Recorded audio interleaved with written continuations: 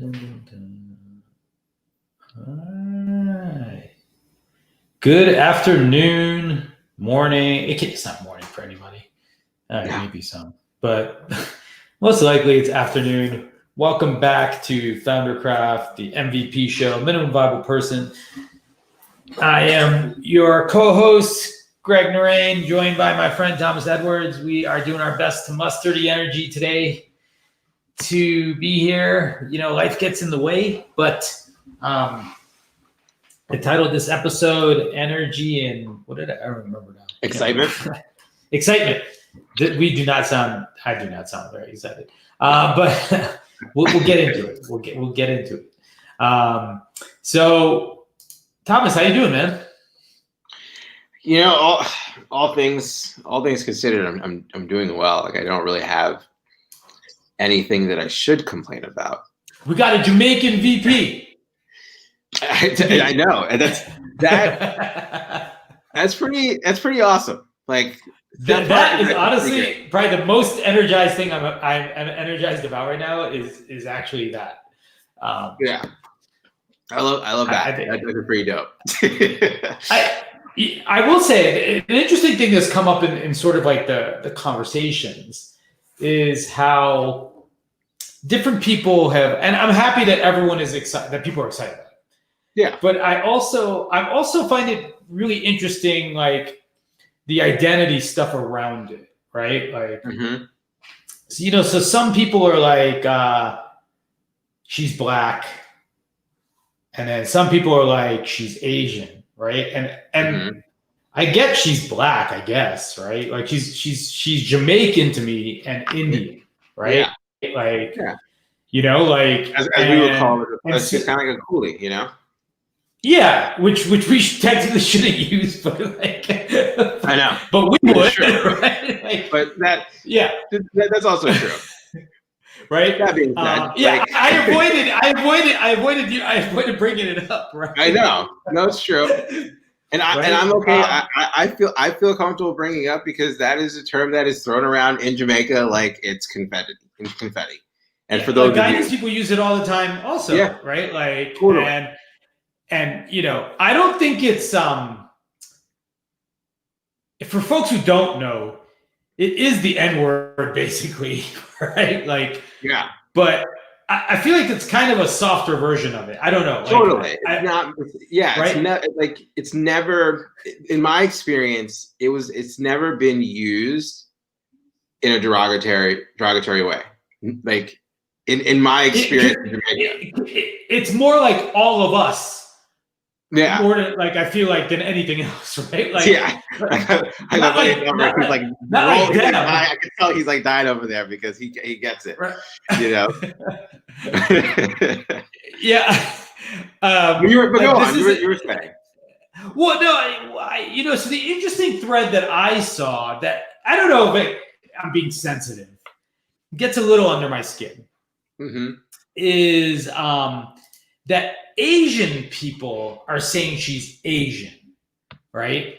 And I'm like, no, she's not. I mean,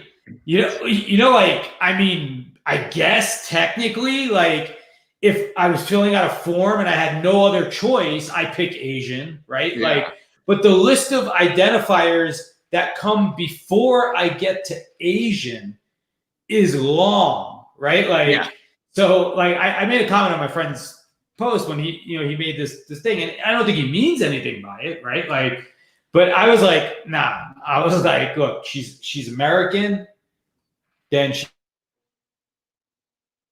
Jamaican, she's West Indian, then she's Indian, right? Then she's probably South Asian, then she's Asian. So for me, like, there's all of those other things before I would be like, she's Asian, right? Like, I don't know, like, maybe it's the New Yorker in me as well. Like, on top of it, Asian means like from Asia, like Asia. Yeah. We got our own billion people in India, right? Like, we're Indian, right? Like, I lived in India. People in India don't call themselves Asian; they call themselves Indians. If anything, they're racist against each other about what part of India they're from, right? Like, not like, like. Yeah, so, no, it's true. And I grew up. So I don't know. Like, I find it weird or interesting. like her Wikipedia says she's an Asian American, right? And I'm like, huh? I was like, well, wouldn't it be better to call her Indian American? Because at least like her parents identify she identifies as Jamaican and Indian parents, not like Asian. It's such an interesting, and listen, this is going to be a topic of conversation that we're going to see a lot, right? Because here's what I see in some of this is when someone of various ethnicities, right, or various races get to certain levels of influence, power, prestige, acclaim, there are communities who want to I want to say this in a way that claim them, right? They want to claim them for themselves, right? Co-opt them under their umbrella of right, and it gets into a point where it becomes possessive, right? It's like, I want to claim this person rose up the ranks and now, that's our people, right? You'll hear that a lot. That's my people, up there. Yeah. And we're going to definitely see that a lot on both sides. Those who want to be very excited that one of theirs is in that position. And then the other side, right? Of the problem with having someone like her, the fact that I'm even saying her, why that's even a problem, right? There's gonna be the other side of that as well. And so, but what I do like about that is that we're having the conversation, right? Totally, it's gonna really keep the conversation going. The upside, right, of course, is that we see more of us in other people, right? So that's a very powerful thing to be happening at large, right? And it comes from a good place, right? You want to associate. I was gonna say, I'm not trying to discount it. I'm not trying to make it a negative thing that they're doing, right? But it did prick my ears up a bit, just as a, as a West Indian, I was she's one of ours, right? Yeah. So I was and we don't got shit. So I was stop trying to take it. It's true, man. It's true. You gotta when those moments come up, you gotta celebrate, get excited about it.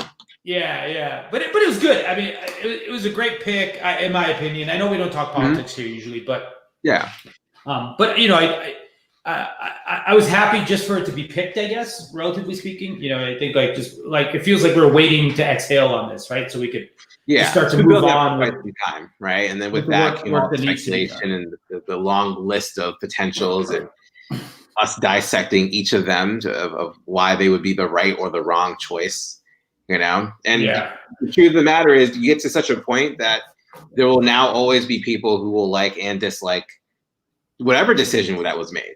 Right? It could have been anyone, right? And there would have been people who loved and not loved the decision. And, to make it relevant to our normal lines of discussion, I like some of your insights. This kind of process is actually one that founders go through every day. Companies hiring people go through every day, right? That we go through in our own relationships. Any thoughts, just I guess on the more broad thing? I think the thing you just said is really, really pertinent, which is that, a lot of times, and I've been saying sort of similar things like that. It didn't matter who he picked. Someone would you're not going to make everyone happy. Yeah. With the choice, right? And so naturally, it's still right. And so so it's really who are you picking for? Right. And so it's I think a lot of our decisions, they're made with the wrong audience in mind, right? Too often, right? We think we're doing stuff for ourselves, and what are we really doing? We're trying to do the shit that we think is going to make our parents happy, right? Or we're trying to do the thing that's going to make our investors happy, or we're trying to do the thing that we think is going to make our wife or our kids happy, right? Or our spouse, whatever it may be, your partner, right? And so, can you talk a little bit about, like I know and a lot of people you work with, I think ultimately like a lot of the work is actually finding the audience, right? Like and oftentimes I bet that audience is you actually, and it's calming the other voices in your head, right? Like to sort of quiet them, right? So 100%. I mean, yeah, like we're conditioned, we've been conditioned and exposed to like the story that extrinsic motivation, the value, the extrinsic value in what motivates us will always be superior to the intrinsic value. Meaning like what other people think, monetary gain, maybe relationships, maybe how cool we'll look, how much we're celebrated, revered, loved, all those things, right? Like the external positives are going to be superior to maybe the joy and the happiness and the thrill and the excitement around what it is that you want to go after. And that just doesn't hold up. Like it's extrinsic value is just not sustainable in a long-term, in a long-term path. However, it is important to also acknowledge that like there are external values that are important, such as making your investors happy, or in this particular case, getting America to vote for you, right? Right? Like, so oftentimes there are still like big, important extrinsic motivators that are necessary to acknowledge. At the same time, like I also have to think about from Biden's perspective, right? And this also comes down the line, right? Because we're talking about, let's not get it twisted. Being president is a business, right? Government, if you think about government, it is a business, right? And so you're actually appointing a CEO, right? We are voting for a CEO to run the business that is America, essentially, right? And so in that light, like from his perspective, it's as us as founders or anyone who's running a business, like you want to make sure that also the person that you are appointing is someone that you want to work with.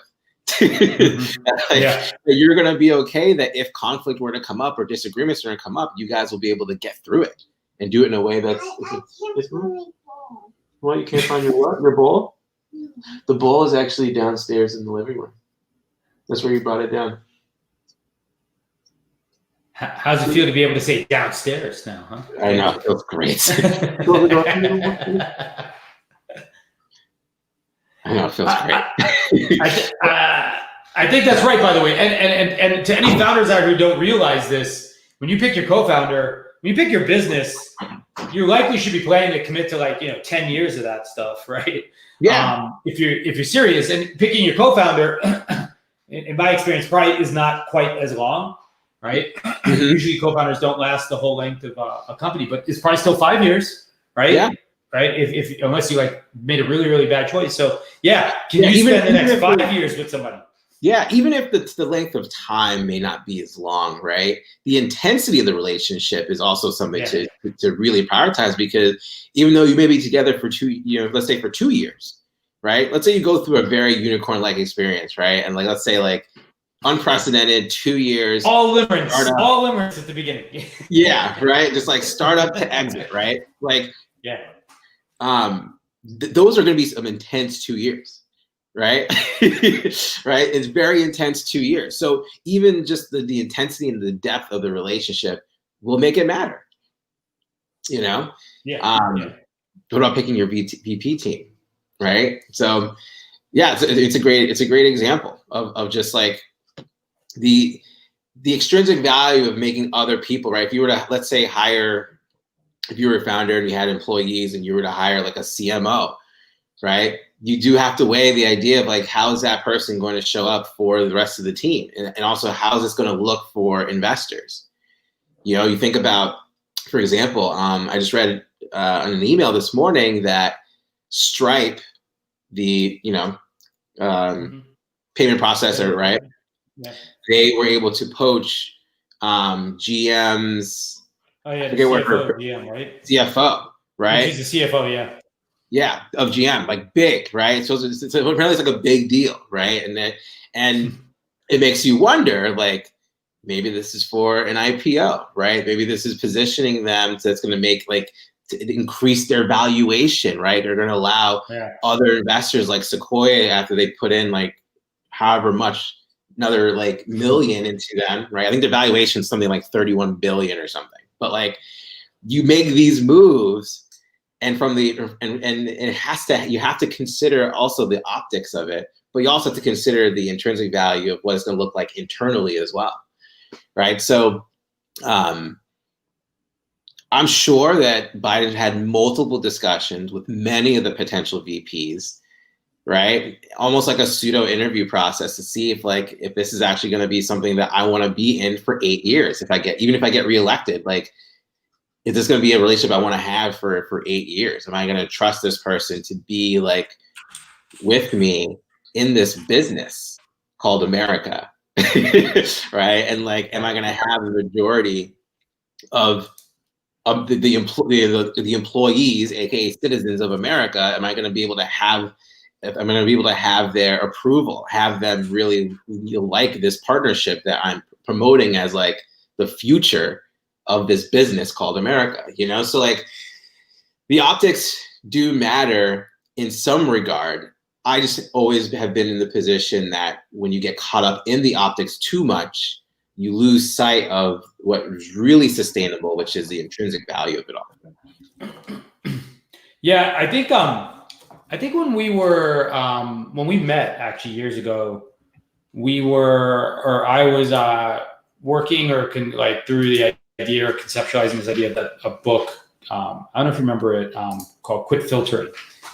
And the book had come from like interviewing like probably 1,000 people at dating events and asking them like why they couldn't find sort of the right person. And what I really found was that people like kind of like you're describing, that over time people develop like this sort of like robust set of calluses, right? And filters to protect themselves from the world or from their previous experiences, right? And you know what that means is that like I'll give you an example, like what I heard often, like say from women, right? Like a lot of women that I met in this, you know, through these events and whatnot, they might have like a physical attribute that they were like looking for, right? Yeah. Maybe they want something really tall, or they want someone really thin, or they want someone, you know, if you were Catholic, it was really important that someone be Catholic. If you were, you know, et cetera, et cetera, et cetera, right? And what I found out, like ultimately, was that the best way to help people with this process was actually to get their friends. So the idea of quit filtering was to like actually expand your universe of potential mates, right? And what you would do is, the idea of this was that if I were to ask you, Thomas, what do you need in someone? You would be the worst person usually at predicting like all your filters. And so like the exercise is actually like shared with your friends. So what you would do is you would say like, they would ask Thomas's friends, like, oh, so like, tell me about the girls or the guys or whatever that Thomas wouldn't date. And then suddenly you get this huge list of things, right? Yeah. And then what I got people to do was to prioritize that list, right? And to your point before, there are things that matter to people that are deal breakers, and there's nothing wrong with deal breakers. So like, I don't think that the process should be about judging how important or not important something is, right? Like that's certainly not like the goal of it, right? Like if you're really, really tall and every day you would just feel like a goof, like having like, you know, a 5-foot guy and you're 6'5", right? Like by your side, I get it, right? Yeah. Like that's just a thing that, you know, maybe is just too much to bear with, right? If you're a Catholic and you really need to date a Catholic, or you're West Indian and you only can really date another Indian person, or you can't date this kind of person, or whatever it may be, right? You know, fine, I get it. We don't judge those. So what I basically tell people is like, let's take the list. Now let's move the deal breakers to the top, and then let's take the next thing on the list and let's just stop looking for that, right? And so oftentimes, right, like what would happen is like I would meet people at these things. I mean, you've been with me at some of these things. Yeah. And it would be like, we would be talking to someone, it's like, I want this. And like, we would like literally just talk to a guy who's everything that this person just described, but he's the same height as her or something. And she's like, no, not a good fit. I'm like, this guy's like 99% of what you want. Yeah. But you're hung up on this thing, right? Yeah. And that thing is a thing that you're using not to your own advantage, right? And so eventually we've all got filters, but they're not all good ones, right? Like some of them are like, one bad experience does not make a pattern, right? I wrote this down the other day. I think, were we talking? I forgot. I don't know. This sounds like a great topic or title for something. I don't know what it would be, but I wrote down, it was like, hold on, I'm going to find it. It was like 3 things about like, that go in order that people always screw up, right? Like they think like a point, man, I gotta find it. But anyway, I'll find it when I get there. But the idea was like, if you could start to take an objective look at yourself, you would start to understand that you have these things that you do, right? And some of them are helping you and some of them are hurting you, right? Like some of them are increasing your value and potential in the world, and some of them are detracting from it, right? Yeah. And so if you can figure out what those are, you can win.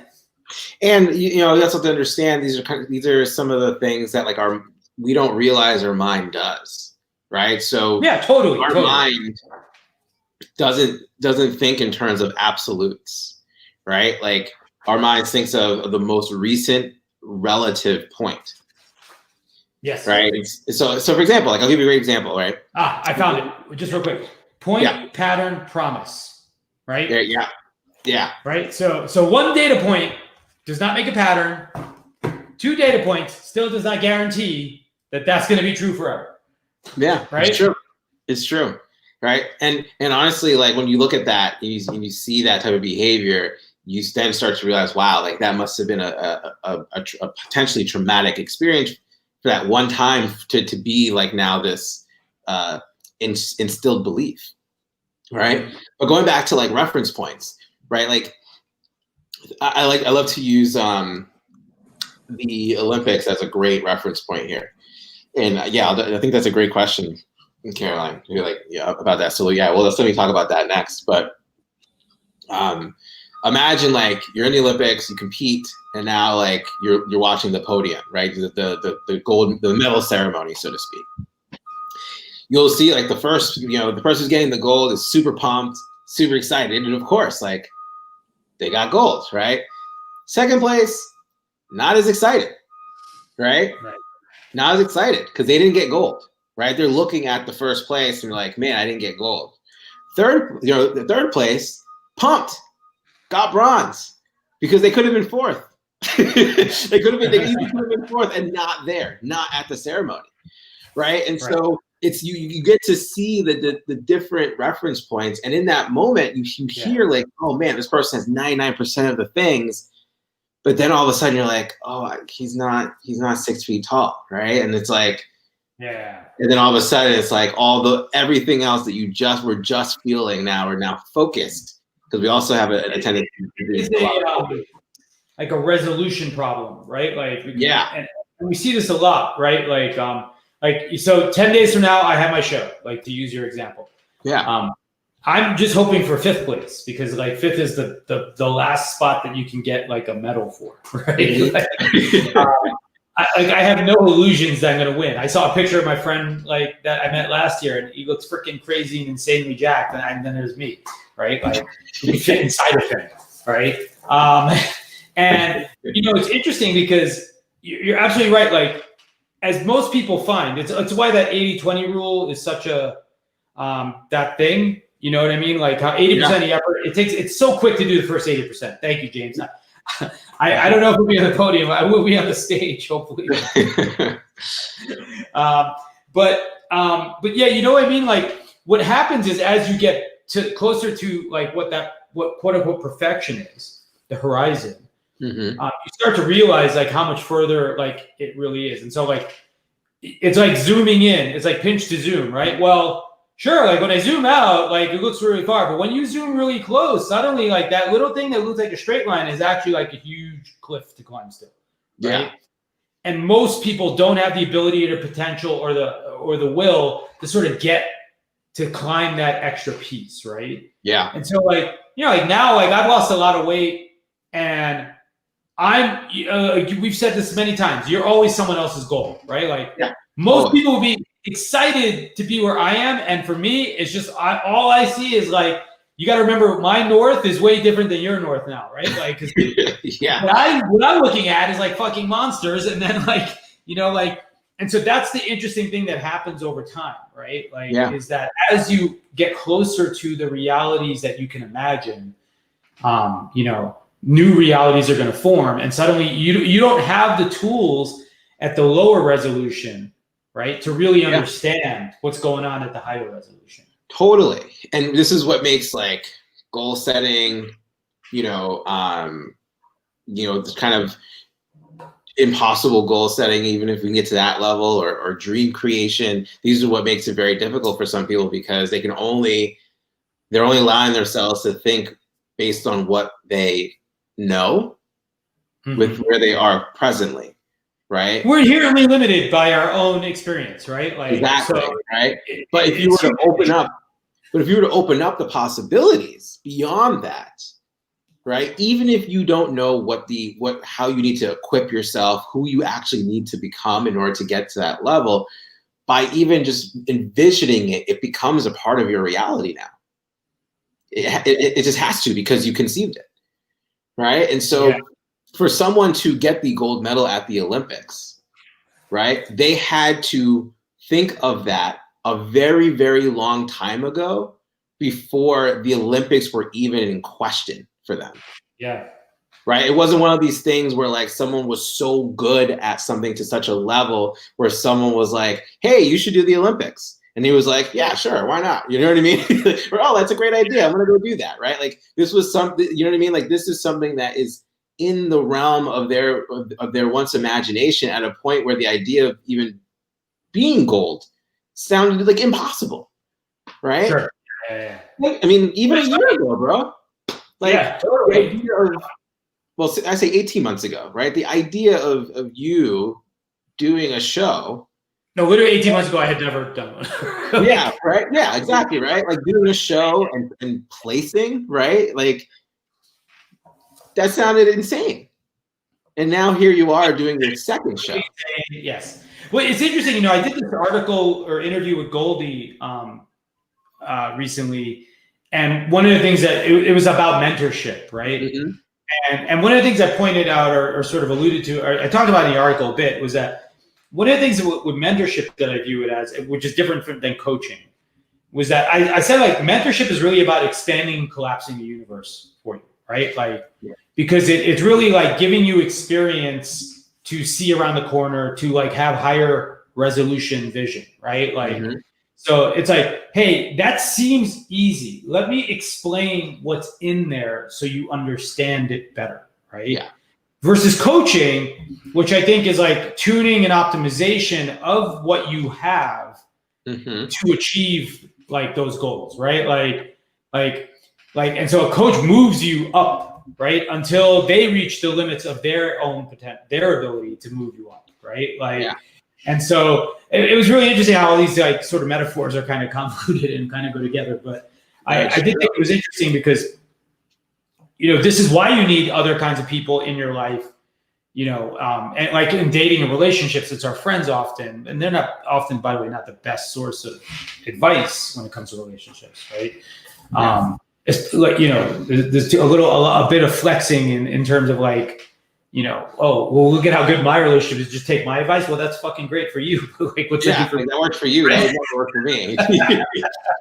or maybe it would, and I'm not willing to try that. It would, right, yeah. So I do like this idea of, you know, just I think people need to understand that I love this concept of resolution though, because, you know, like phones make it so natural to like explore this, and it's a concept people didn't. You know, like the whole enhance on Star Trek, right? Like, which was totally bullshit when they had it, and it's like you hear people use it as like a joke, right?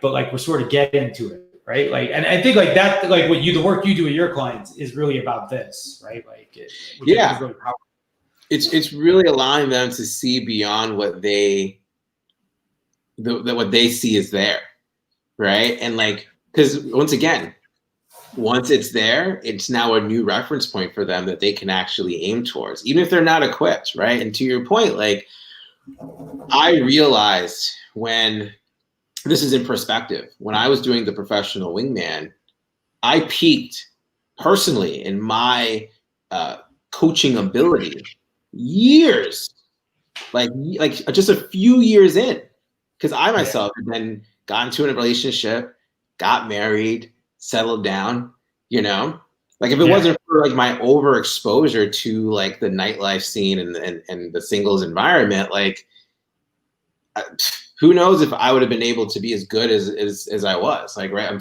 grateful that I was, but like, I had a ceiling in terms of how much more I could learn in order to benefit others. And now I'm in a place where, you know, I guide people and I also help optimize what they're already doing. But at the same time, I'm also in the same system.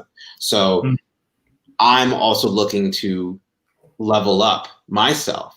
So I'm always in a place where as they're rising, you know, I'm also like still just enough ahead to be able to guide them a little bit further, right? And then I'm also can continue that process, you know, more and more, so it stays consistent. You know? So how I'm guiding my clients this year will look very different than how I'm guiding my clients next year, because I'm going to be in a completely different place, you know. And I think what makes it, you know, mentorship and coaching and being a guide and an advisor, it's all, you know, it's semantics at the end of the day, but you find that person who's always constantly looking to level up themselves so they can just see just enough further ahead so they can guide you, you know? Yeah, absolutely. That's right.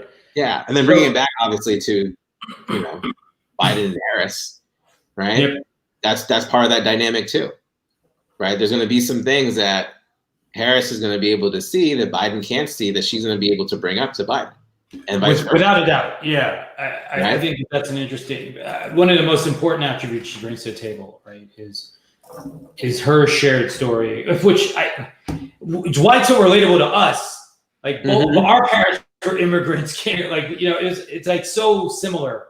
Yeah. You know, like when I hear her story, like I mean, obviously she's had quite a bit of, you know, success and influence in the world, and it's amazing. Yeah. But you know, like there is something that we share and overlap with that I think is awesome. Let's go back to Caroline's question, because I think it's a good one. What are some deal breakers business owners should really think about when choosing a team member? Well, I would say I don't think there's a generic answer to this, right? I just much like the exercise we were describing. I think my advice would be that I think, you know, you've got to sort out the things that you value in the business, and what you value in your people, right? And so, like, you know, they always say, like, you know, values are sort of like how people act when you're not around to tell them how to act, right? Yeah. And so I think, like, there's to some degree, there's values are really, really important across like every person that you hire, right? Yeah. And I think the earlier in the life of a company, and the more someone is going to be horizontal, like they're going to touch a lot of things, right? I think that does, I would say, puts more pressure, even more pressure on them aligning with your values, right? So as an example, some things that maybe fall into here. For me, for example, communication, like if someone has poor communication, it's a deal breaker, right? Like, you know, and this is a lesson I learned over time, like, and I didn't appreciate how much it mattered to me until like now. But the reality is, if someone if we can't have a conversation, you know, if we can't, you know, articulate like the things that we mean, or find a way to articulate it, right? Like, or if we avoid speaking, I think all of those are three bad signals, right? Like, and it wouldn't be a thing I would tolerate in a partner, a co-founder, you know, and honestly in an employee, right? Yeah. For the most part. Now, I believe the second tier of on this cake, though, right, is beyond like sort of your broad personal company values, are then also your operating values, right? Mm-hmm. And so, a lot of times when you hire, if you're hiring for a specific function, right, then that imbues with it a set of behavior that is particularly relevant as well, right? Like, so a salesperson who doesn't like to follow up or call people, right? Yeah. Like, that again is a misalignment, right? Like, so I guess like, you've got to sort of take it in the two parts, right? Like, and sometimes what I was saying, I guess the point I was making is that sometimes if that person is a very isolated, verticalized role, right? And I'm not saying you should hire people who betray your values. I guess what I'm saying is where the lever is on it, there may be different applications of those things. I don't think that that's a good strategy in the long term. But I think a lot of times companies decide on their values a little too early as well, and they don't know what really matters to them.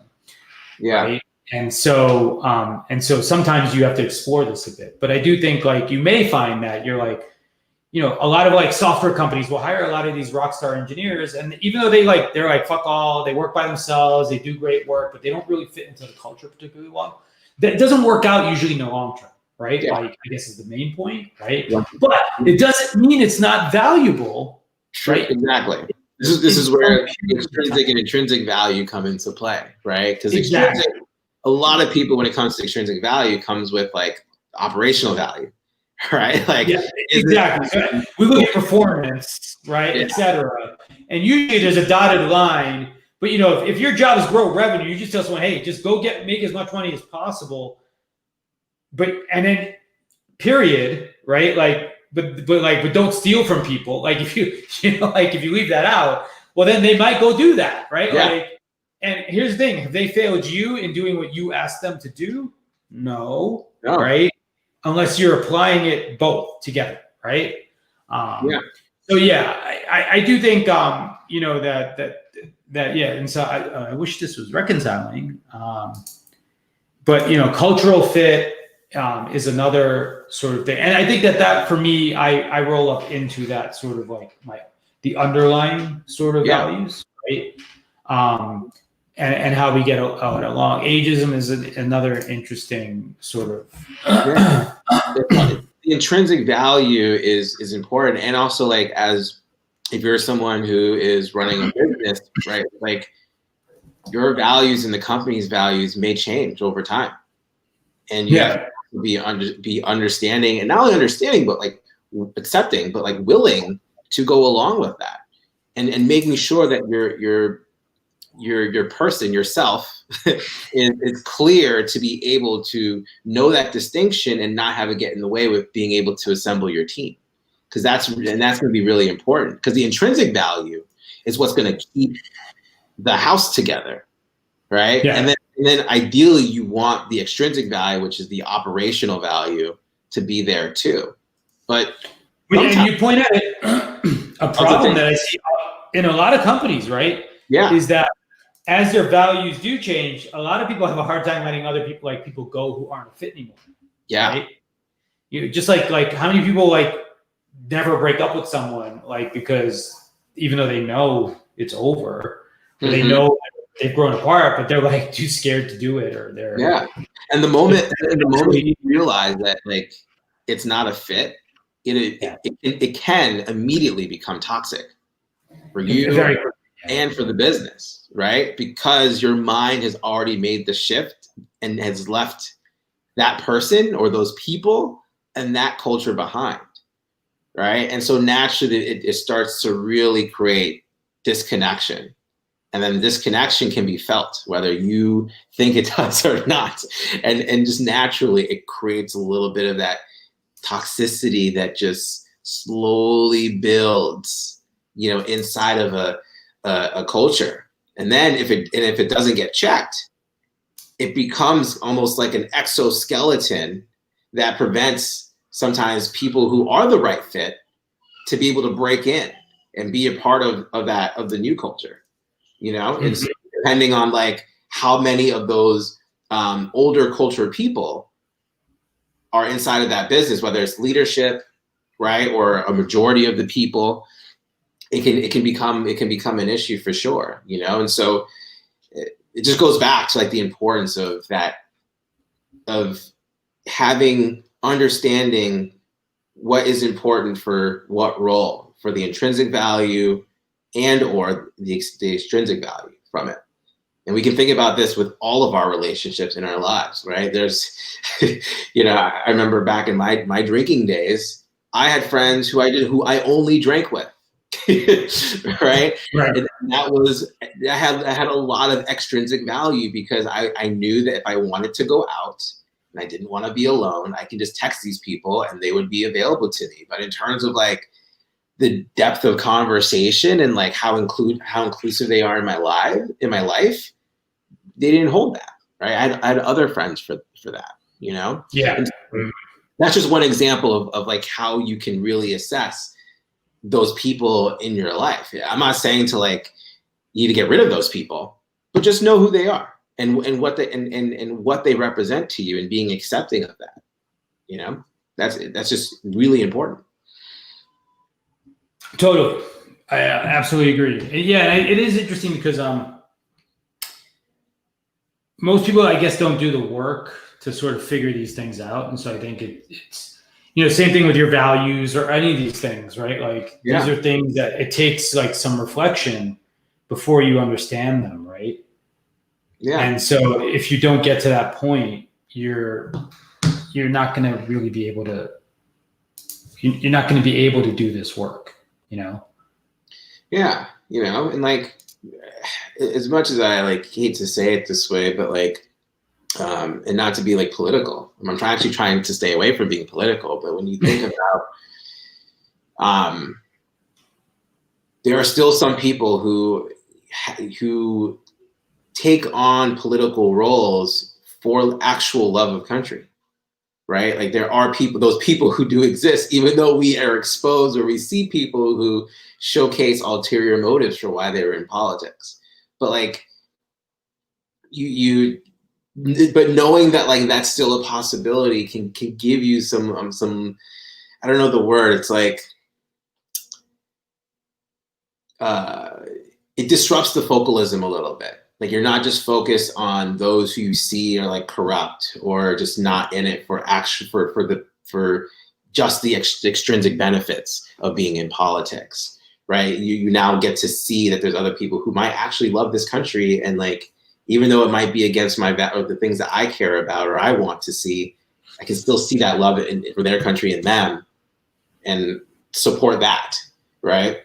That when you're able to get to that level where you can see someone who's like so different from maybe what you desire or want, but you're still able to have a commonality of love of country or something similar of that level, like that can be transformative, you know, across government, business, but also just like humans, right. relationships. Yep, that's absolutely right. Well, as usual, you know, it turned into a fun talk, even though we had no idea what we were going to talk about. It's so ironic though, like energy and excitement, and neither of us were energetic nor excited. Yeah, no, without a doubt, man.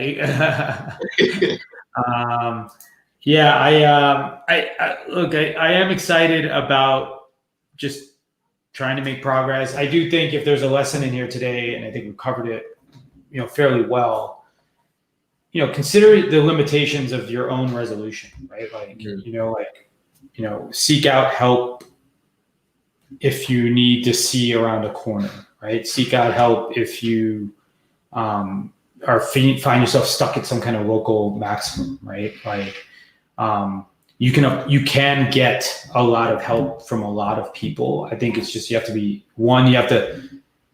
learn how to ask better questions, and honestly, you have to ask questions that are going to make you feel, you know, vulnerable, right? Yeah. Like, for you to be successful, right? And honestly, like most people don't give good advice because they're scared of hurting your feelings, right? Yeah. And so instead of give them permission to tell you the truth, right? Like, you know, I feel like it's really important when I talk to people. I do the opposite. I like caveat everything right away, and I'm like, all right, look, I'm just going to tell you something. I was like, I don't believe in giving this kind of advice, so I'm going to tell you this kind of advice, and then I just tell people what is up, right? But I think if you can help people feel like they have permission to help you, you'll do better. You know? Yeah. And knowing that like they're going to give you the truth, they also want to see you shine. Because they wouldn't give it to you in any other scenario. Mm-hmm. You know? Yeah, absolutely. The kind of truth that like you can actually take something away from, right? Not just like truth that you're seeing as like hurtful, right? It has no feedback in there, right? The kind of truth that like, yeah, that stings and is exactly what I needed to hear. Because that also feels true with me. Yeah, you know? Absolutely. Yeah. Like that. And also to your point, just to follow up, is like if you feel stuck in reference points, if you're really just so stuck in like the reference point that's right in front of you in terms of how you compare yourself or compare your values to others, and you're trying to do those type of assessments, especially when it comes to bringing people into your life or your business, to Greg's point, have someone from the outside come in and give you something that can be more of an absolute, right? Like something as simple as, man, like you could, you know, Greg and I can always spend an hour and complain about our child. Always. We can always find time to complain about our child. But the absolute reference point is the fact that like we get to be dads. And like through that, it's so easy for us to like clear that space completely. But if we're in the reference point of the now and our children are like being crazy, right? Like that makes it very difficult for us to see that, you know? And sometimes I'll speak for myself. Like sometimes I need my wife to come in and like represent the absolute reference point of like, hey man, like, isn't it great to be a dad? You know, despite all the chaos that's going on, and I have to like say, yeah, absolutely. I wouldn't change it for the world. You know? So having that person, like Greg said, come in and give you something, a different point that might be more absolute than the immediate reference point that's in front of you, can really help with better decision making and planning for the future. Yeah, without a doubt. Well, Thomas, it's been always good. Thank you, everyone, for tuning in. I saw a lot of different, a lot of heads in there. You know, you are always welcome to join us. Always. We will be back in a couple of weeks. It will be. Actually, I don't know if I'm going to be here next 2 weeks from now. I am doing my show. And then I have a week before I like in my head, I'm kind of already in vacation mode. Also, just because I'm so low energy right now that I'm like barely operational. But we'll figure it out. We should be here at some point after that. We look forward to chatting with you. Thank you for being here. Thanks for the comments, everyone. Thanks for chipping in and asking questions and getting us going.